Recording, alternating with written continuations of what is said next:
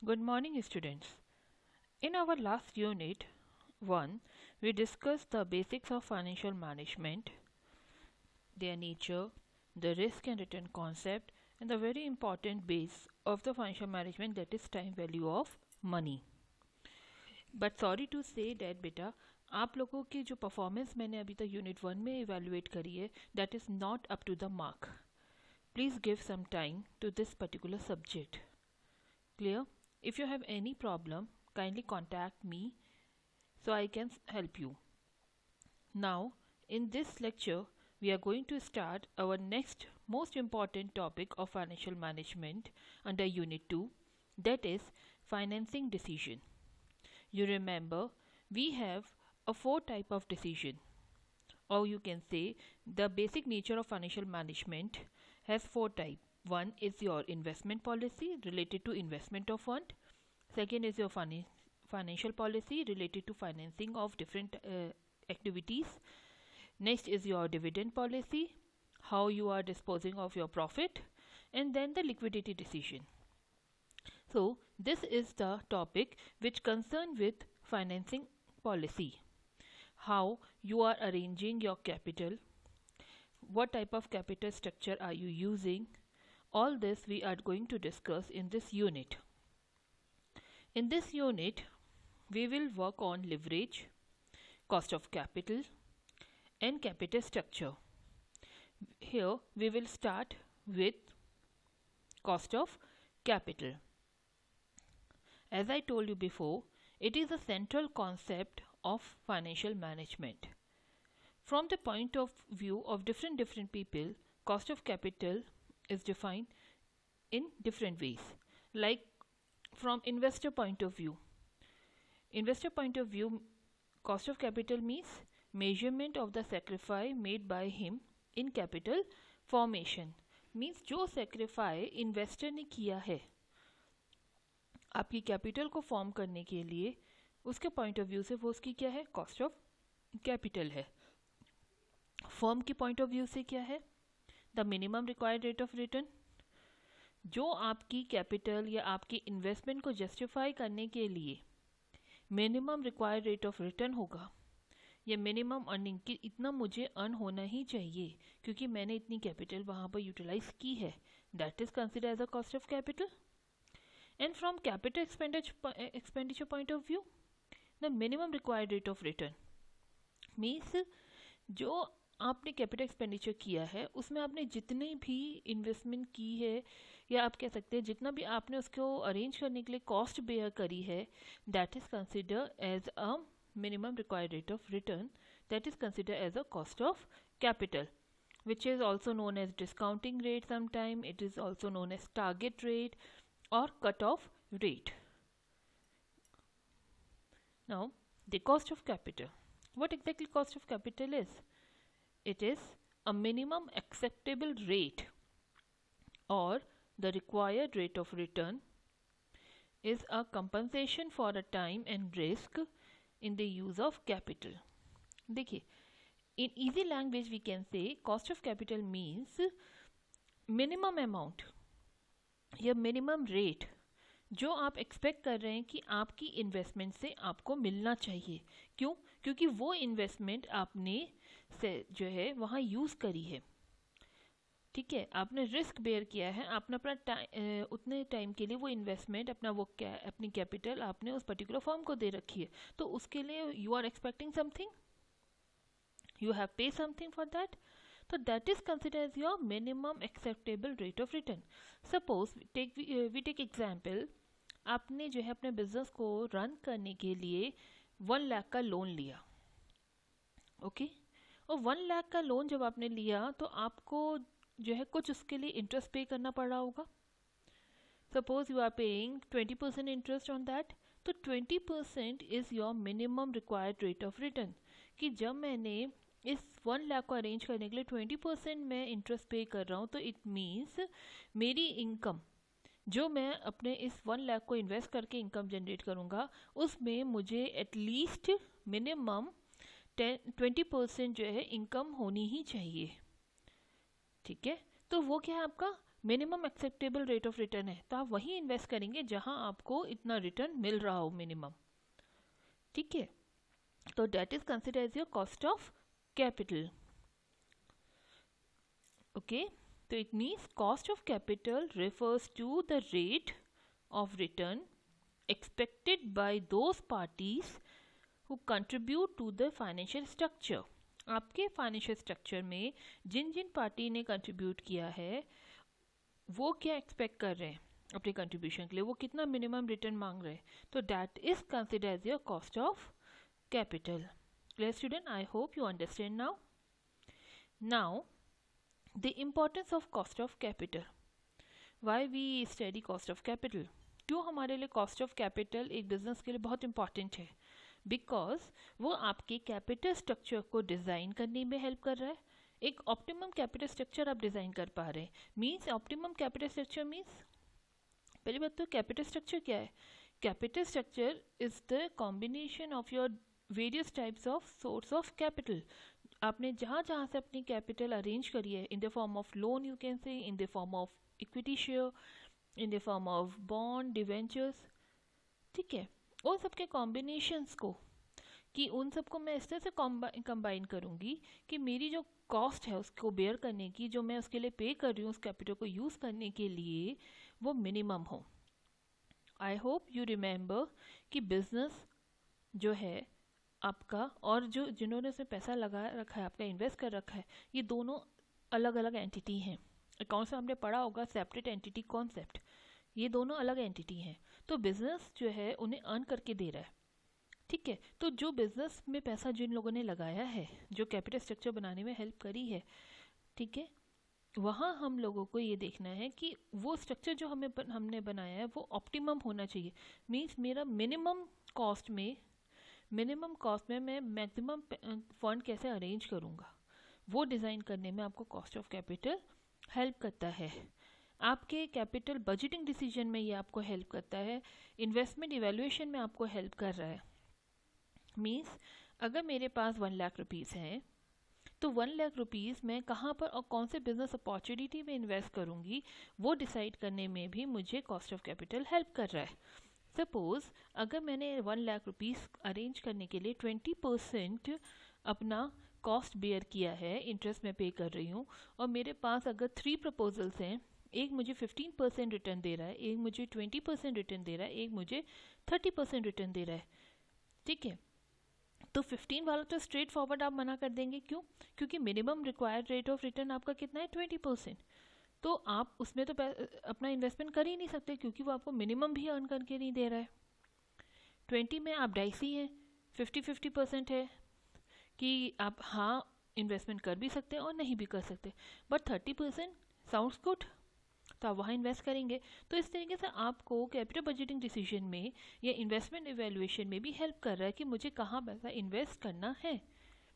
ठीक है, it is also useful in deciding about the method of financing at a particular point of time. आप एक particular point of time में अगर आपको फ़ंड की अरेंजमेंट करनी है, अगर आपको फ़ंड चाहिए, तो किस सोर्स से आप फंड अरेंज करेंगे? क्यों? क्योंकि कॉस्ट ऑफ कैपिटल आपको हर सोर्स का कॉस्ट बता रहा है, जो जो आप यूज़ करते हैं अपने बिजनेस में फ़ंड अरेंज करने के लिए। अब एक पर्टिकुलर टाइम में सबसे मिनिमम कौन से सोर्स की कॉस्ट है, उसको स्टडी करके आपको हेल्प करता है आइडेंटिफाई करने में कि एक पर्टिकुलर पॉइंट ऑफ टाइम में जब मुझे फ़ंड की अरेंजमेंट करनी है तो मैं कहाँ से अरेंज कर सकता हूँ। And it also act as a appraisal technique for your financial performance. आपकी फाइनेंशियल परफॉर्मेंस कैसी है बिजनेस की, उसको इवेल्युएट करने में भी आपको कॉस्ट ऑफ कैपिटल हेल्प कर रहा है। अगर आपका बिजनेस जो है आपको अपने, जैसे अभी मैंने आपको एग्जांपल लिया 1 लाख के लिए यू आर पेइंग 20% इंटरेस्ट, अगर आपका बिजनेस जो है आपको 20% से ज़्यादा अर्न करके दे रहा है तो it means your financial performance is good, otherwise it is not good. Okay, तो आपकी फाइनेंशियल परफॉर्मेंस कैसी है वो भी इवेल्युएट करने में कॉस्ट ऑफ कैपिटल हमें हेल्प करता है।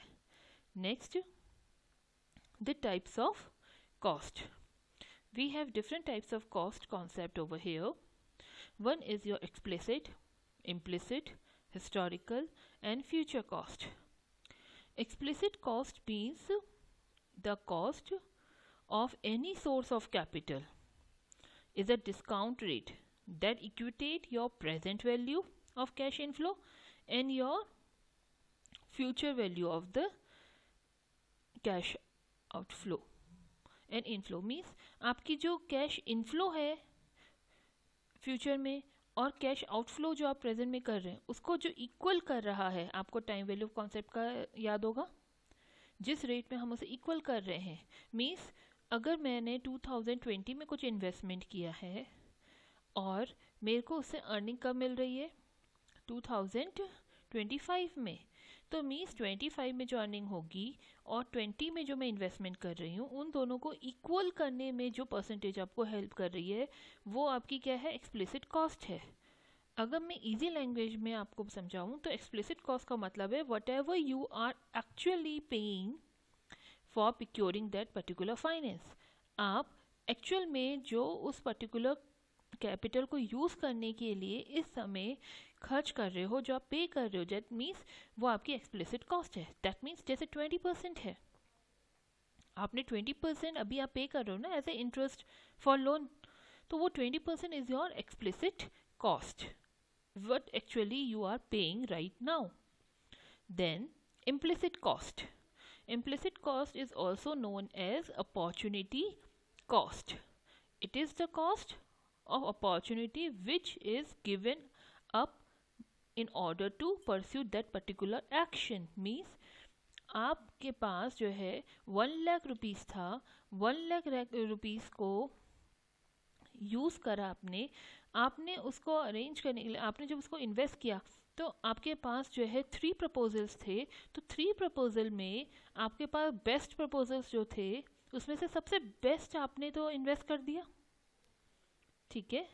फिर नेक्स्ट बेस्ट जो आपने उसके लिए सेक्रीफाई किया है that is consider as your opportunity cost. Opportunity cost means उस पर्टिकुलर 1 लाख को यूज़ करने के लिए मैंने नेक्स्ट बेस्ट अपॉर्चुनिटी जो छोड़ दी, वो मेरी अपॉर्चुनिटी कॉस्ट होती है, वो मेरी इम्प्लिसिट कॉस्ट है।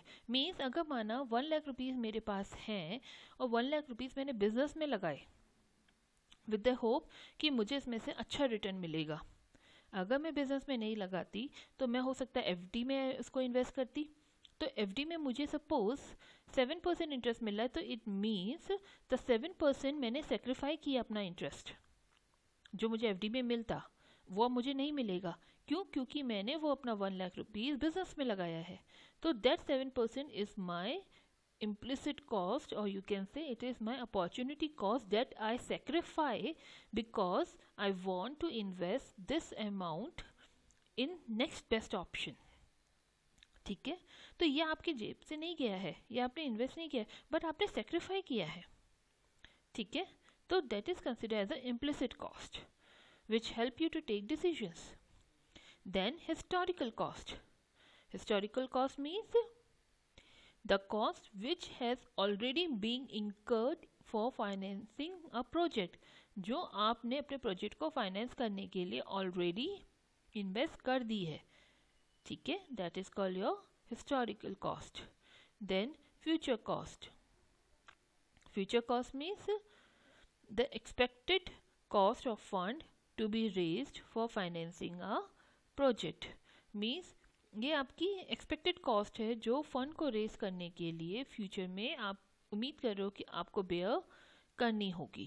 क्लियर? तो that is called your future cost. Now next is the relationship between risk and return of various security.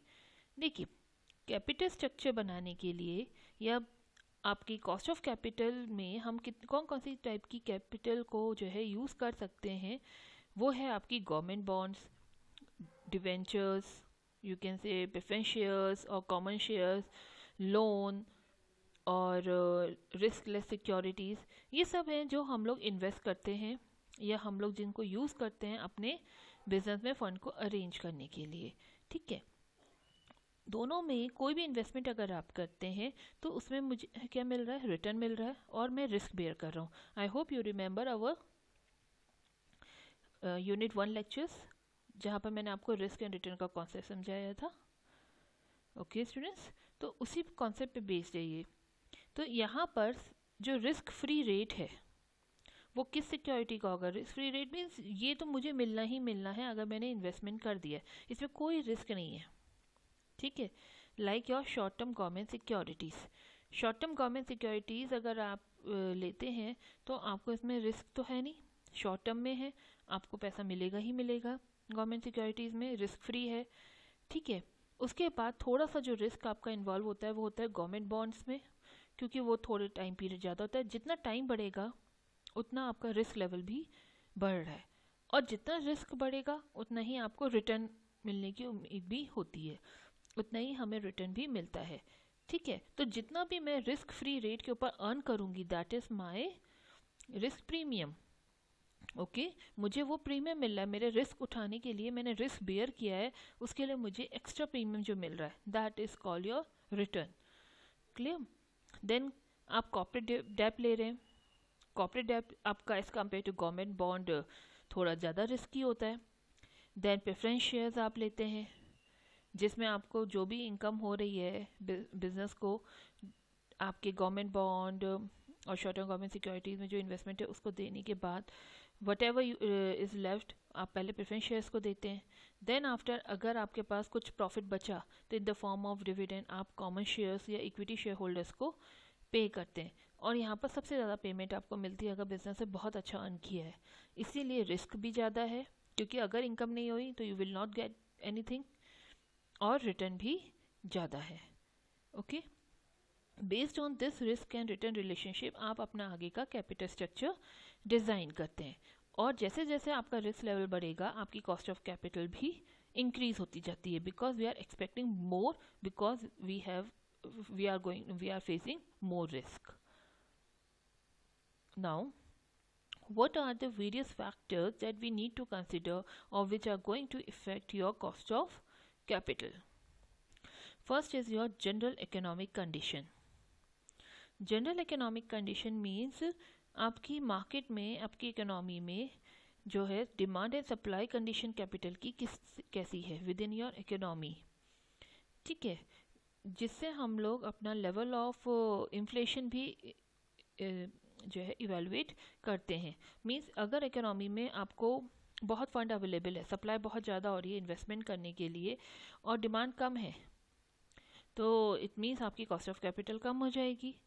But अगर आपकी डिमांड ज़्यादा है, आपको कैपिटल फंड की ज़्यादा ज़रूरत हो रही है, ठीक है, बट आपको उतनी सप्लाई नहीं मिल पा रही है, तो बट ऑब्वियस है you need to pay higher interest, okay, you need to pay higher return. तो it depend on your economic condition कि किस तरीके की मार्केट सिनेरियो है, सप्लाई कैसी है, क्रेडिटर्स आपको जो है फंड इन्वेस्ट करने के लिए प्रोवाइड कर रहे हैं नहीं कर रहे हैं, इन सब के बेसिस में आप लोग डिसाइड करते हैं। और अगर इन्फ्लेशन मार्केट में आया, ठीक है, आपने सप्लाई बढ़ा दी है विदाउट एनी, आप ये कह सकते हो कि डिमांड जो मनी की है वो इंक्रीज़ हो रही है बट सप्लाई इंक्रीज़ नहीं हो रही है, तो इट मीन्स आप लोग बहुत हाई रेट ऑफ रिटर्न मांग रहे हैं, ठीक है, आपको बहुत हाई रेट में जो है लोन मिल रहा है, तो इट मीन्स इन्फ्लेशन मार्केट में ज़्यादा बढ़ रहा है, तो purchasing power of money will going to reduce, ठीक है। तो यहाँ पर इन्वेस्टर क्या कर रहा है, वो हायर रेट ऑफ रिटर्न की डिमांड कर रहा है to compensate this anticipated loss, जो इन्फ्लेशन की वजह से एंटिसिपेटेड लॉस है उसको कंपनशेट करने के लिए investors higher rate of return की डिमांड कर रहा है, ठीक है। तो ये हमारी इकोनॉमिक कंडीशन है जो हम इवेलुएट करते हैं कि हमारी कॉस्ट ऑफ कैपिटल कैसी होगी।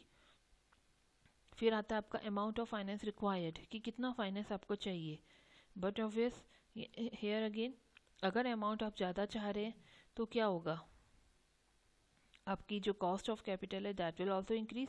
क्यों? क्योंकि ज़्यादा कैपिटल अगर आप लेंगे तो सप्लाई विल हेजिटेट कि इतना बड़ा अमाउंट आपको दे रहा है, लार्ज अमाउंट वो आपको दे रहा है, ठीक है, तो वो जो है आपसे इंटरेस्ट भी हाई चार्ज कर सकता है।